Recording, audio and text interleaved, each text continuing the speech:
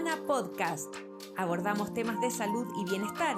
Conversamos con nuestros especialistas de clínica alemana acerca de temas relevantes y contingentes para nuestra comunidad. Estamos contigo para educarte.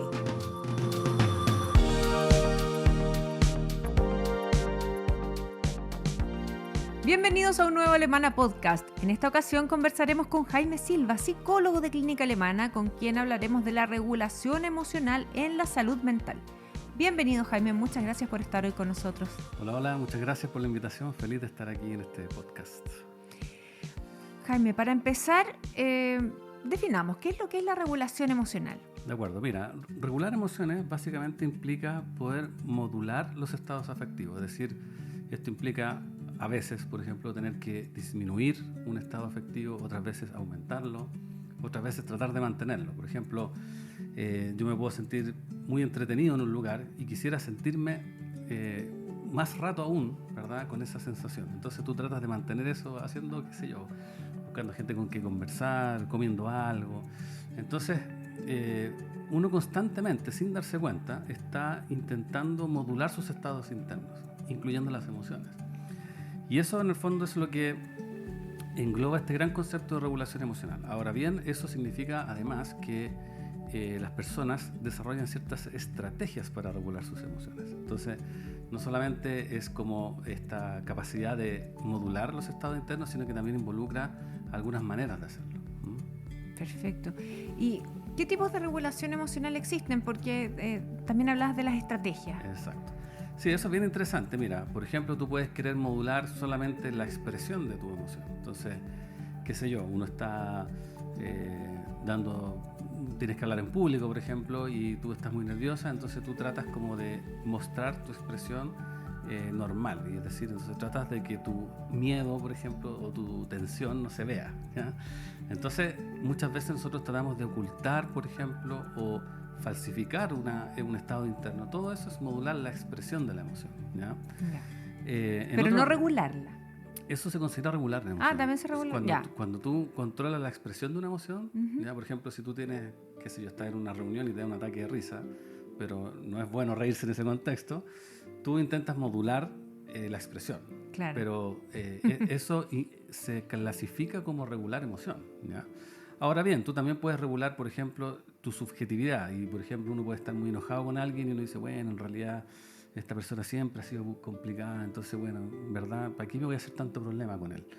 Ahí tú estás tratando de modular tus estados internos. Eso se llama reevaluar, contarse una historia para sentirse de otra manera.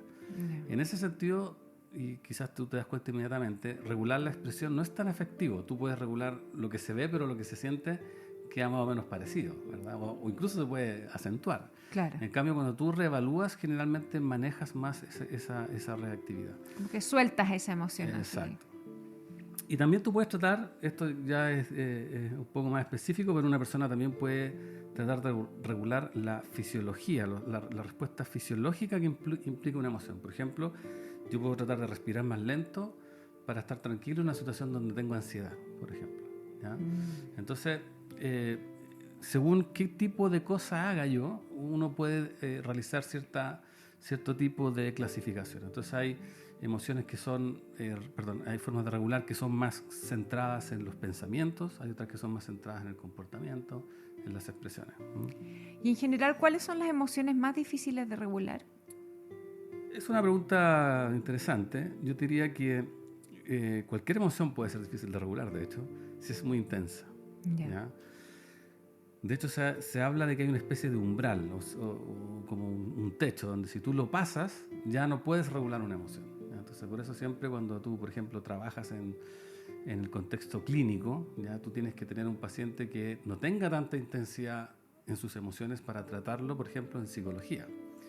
Por eso, por ejemplo, a veces es muy útil el tratamiento psicofarmacológico que te ayuda a regular esa reactividad para luego entonces poder realizar un trabajo psicoterapéutico en el caso, por ejemplo, de personas con trastorno ansioso o depresivo, donde tú en el fondo bajas la intensidad. Entonces, volviendo a tu pregunta, en realidad yo te diría que pensemos en la vida de cada uno. Cualquier emoción se te puede escapar de las manos si es muy intensa, ¿ya?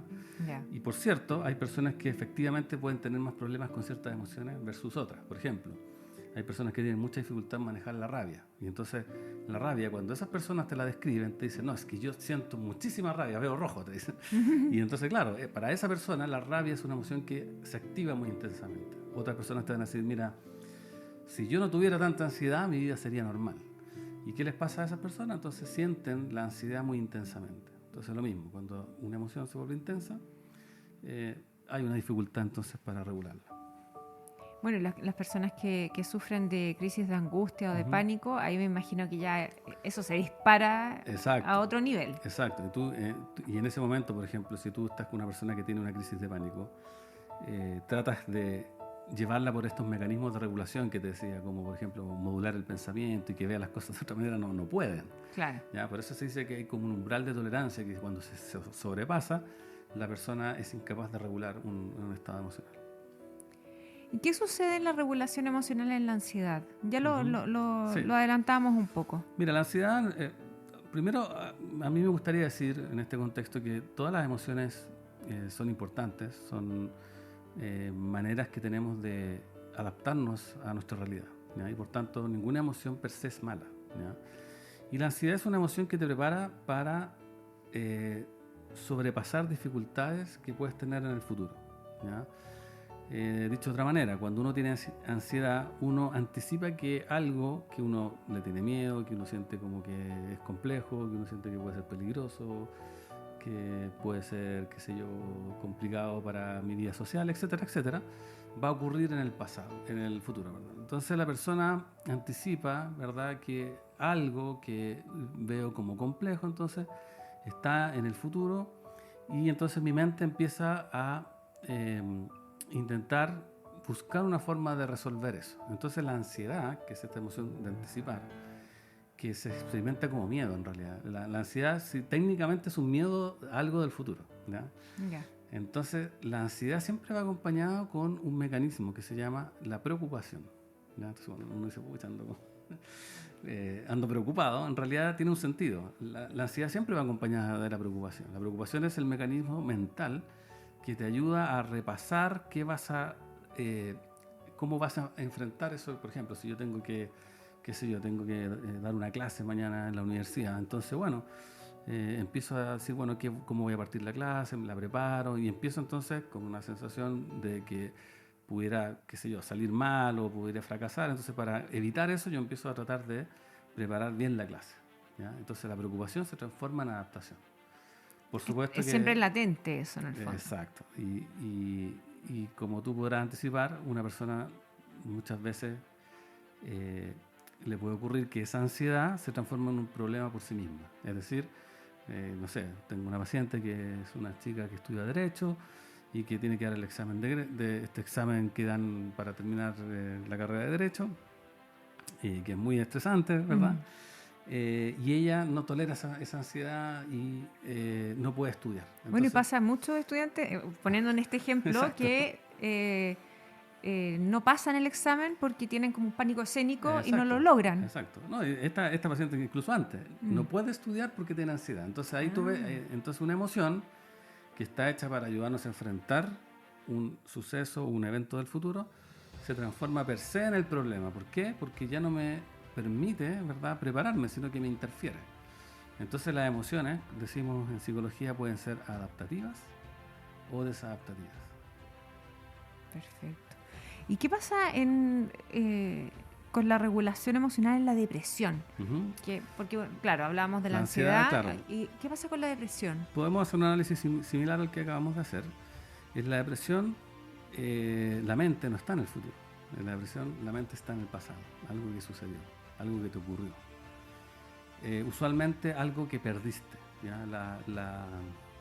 La depresión está acompañada de tristeza, y la tristeza es una emoción que señala pérdida, algo que tú querías tener, algo que tú querías que ocurriera, o un ser querido ya no está, lo que tú querías que ocurriera no ocurrió, lo que querías tener no lo pudiste tener. Entonces la tristeza es lo que acompaña, la depresión es una forma más permanente de tristeza, ¿ya? Y si descomponemos entonces y analizamos la tristeza que se asocia a la depresión, nos damos cuenta que ahí hay un mecanismo que es distinto, ¿ya? En la depresión o en la tristeza más bien, tú tienes una especie de repaso mental de las cosas que ocurrieron. Te da vuelta lo que sucedió, te da vuelta aquello que te genera la tristeza. Por ejemplo, si alguien falleció, te acuerdas de esa persona, o la última vez que hablaste con ella, o si fue un accidente, repasas todos los momentos, ¿por qué no la llamé antes? ¿Por qué no dije esto?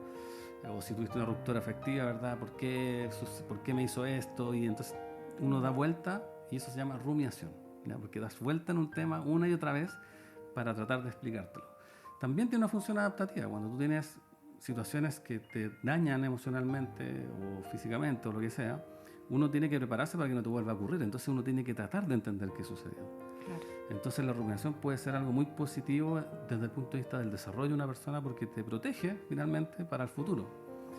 Pero también, como en el caso de la ansiedad y la preocupación, en la tristeza la rumiación se puede transformar en un problema per se. Es decir, la persona no logra salir de ese estado rumiativo, ¿verdad? Que la tiene enfrascada y encerrada, ¿verdad? Pensando permanentemente en esto que pensó y deja de funcionar en su vida normal. De nuevo, había una versión adaptativa que nos ayuda a crecer y hay una versión también desadaptativa que te impide avanzar. Claro. Y Jaime, ¿existen terapias para la regulación emocional? Mira, en general uno pudiera decir que ningún cambio humano, ¿ya? Ocurre sin emociones. Por tanto, yo te diría que la mayor parte de los tratamientos psicológicos involucran un movimiento en el mundo afectivo y por tanto, de alguna manera, se relaciona con la regulación emocional. Sin embargo, hoy en día tenemos terapias que están conceptual, teórica y metodológicamente organizadas en torno al concepto de regulación emocional. Entonces, como se ha desarrollado mucho este campo de investigación, se han desarrollado paralelamente también modelos clínicos para utilizar estos conceptos y utilizarlos en el tratamiento de pacientes, especialmente pacientes con depresión o pacientes con ansiedad. Claro. ¿Y cuándo, por ejemplo, se debería consultar a un especialista por problemas de regulación emocional? Porque tú decías, en general uno lo hace de forma natural o intenta tener ciertas estrategias para regular sus emociones. ¿Cuál sería la señal de alerta en que de verdad no estamos regulando las emociones? En general, bueno, esto puede tener distintas dimensiones. ¿Ya? El malestar psicológico y las dificultades de regulación se pueden manifestar de manera muy evidente. Por ejemplo, cuando hay personas que tienen dificultades en regular su comportamiento y son, qué sé yo, agresivas, violentas o disruptivas, ¿verdad? O chicos, ¿verdad? Que están en, qué sé yo, en la educación básica o media y que tienen dificultades, problemas, conflictos, agresión, bullying, todos esos temas, son problemas de regulación finalmente, ¿ya? Y puede ser muy evidente. Entonces, ¿evidente por qué? Porque causa una dificultad de la persona para adaptarse a su mundo o a su interacción social diaria, ¿ya?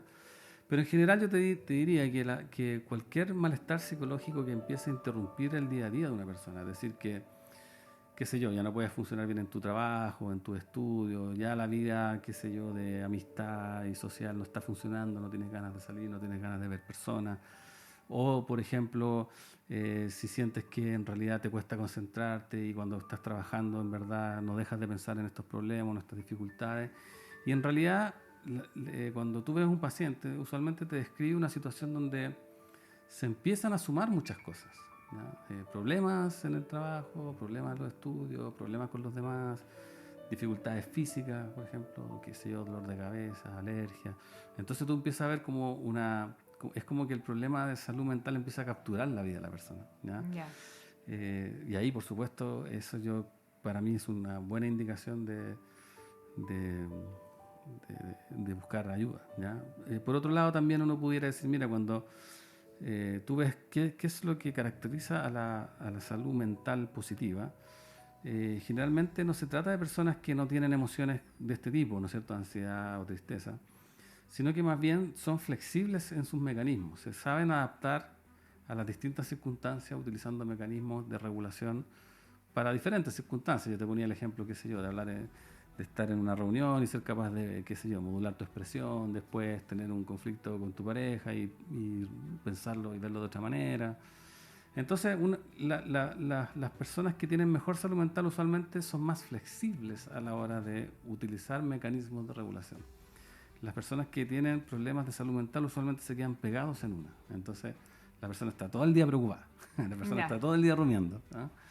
Eso diría yo que es más característico de los problemas de salud mental, cuando la flexibilidad se transforma más bien en rigidez.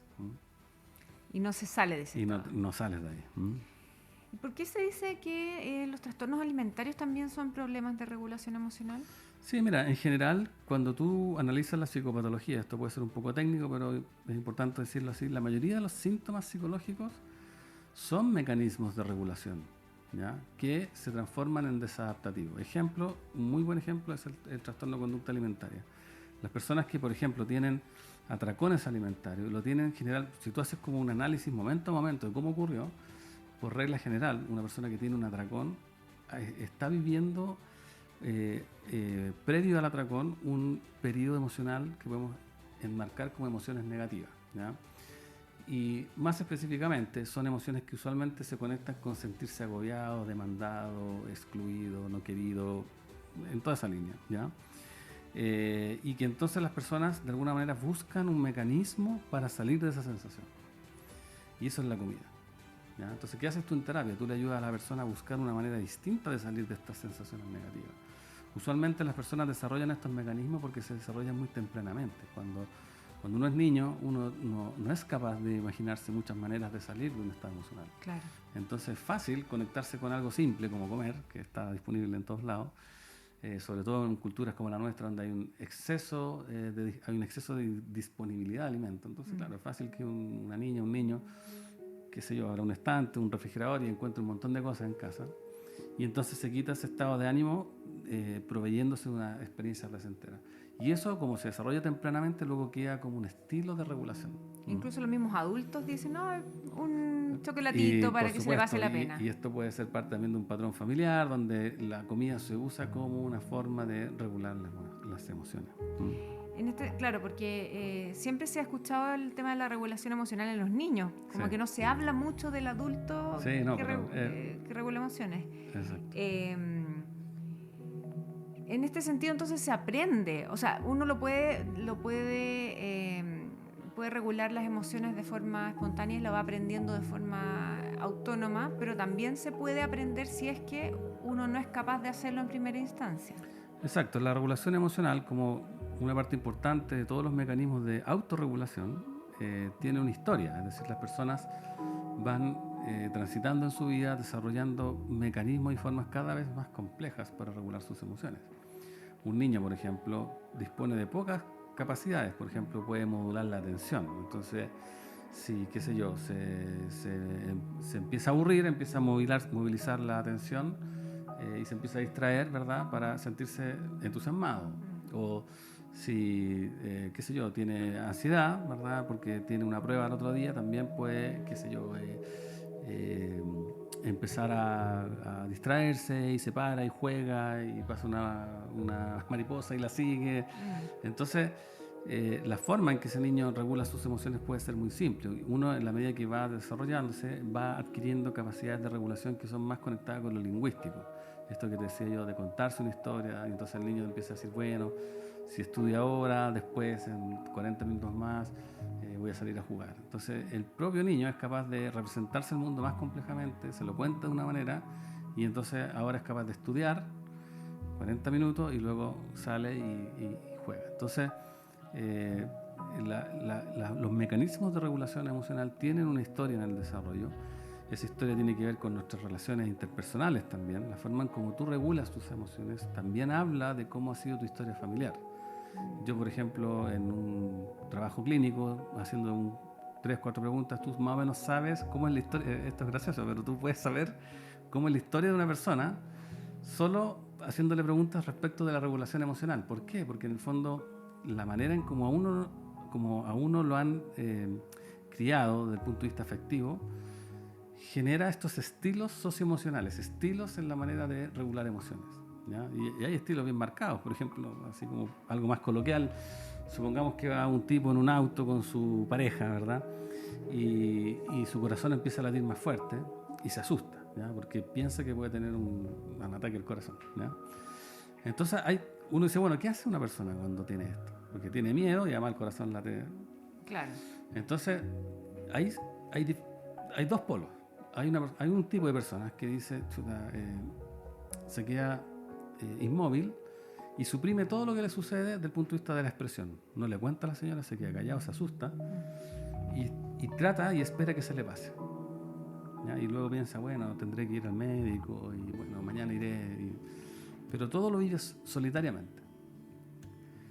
Otra persona, en cambio, los mismos síntomas y le dice a la señora, parece que tengo un ataque al corazón, y para el auto y para el tráfico y se acuesta en la calle y todo el mundo se entera, ¿te fijas? Claro. Entonces te fijas, la manera en que esa persona lidia con su estado interno es completamente opuesta al otro.